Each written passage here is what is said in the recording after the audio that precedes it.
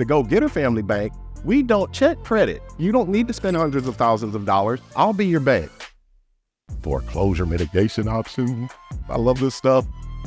So this is where the go-getter family comes into a unique space. We learn this stuff from somebody else. There's nothing new under the sun, you know, and that's really true, right? But there are not many people in the real estate industry who not only know how to do subject to transaction, creative finance transaction, but are foreclosure mitigation specialists as well.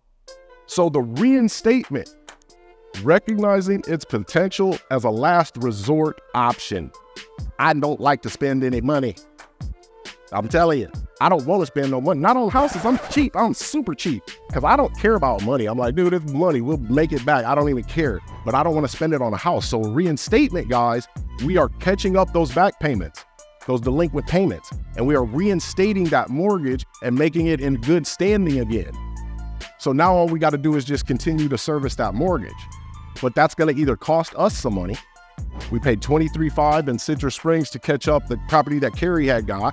$23,500, that was the first house that I ever spent my own money. I'm still sad about that. I've never taken money out. I had never up to that point taken money out of my own pocket and said, here, this is for your house. There's money involved. So that's why it's the last option. Now, if we do need to reinstate it and we don't have the money, it's the timeline that matters, because we need to make sure that we've got enough time to be able to advertise and market that property to find a tenant buyer who's got a down payment big enough to cover the reinstatement. I can't tell you how many houses I bought that way. Didn't spend a dime, got paid to buy the house. If your down payment is larger than the reinstatement, you get to keep the remaining amount. So in essence, you are getting paid to buy an investment property.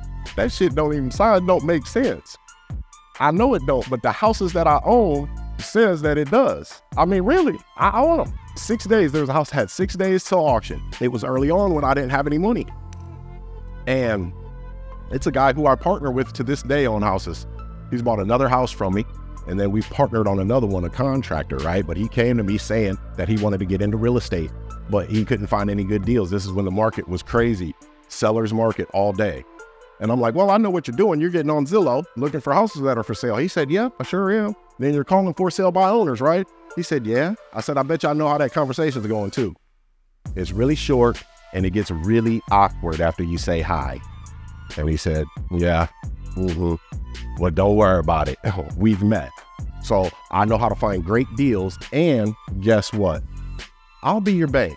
You don't need to spend hundreds of thousands of dollars out of your own pocket or your own bank account or going to borrow it from a bank, because the go-getter family bank, we don't check credit. I just need a down payment. You got a down payment, guess what? Now you can use the money that you have in your bank account to do the repairs so that you can rent it. Think about that. I'll be your bank, buddy.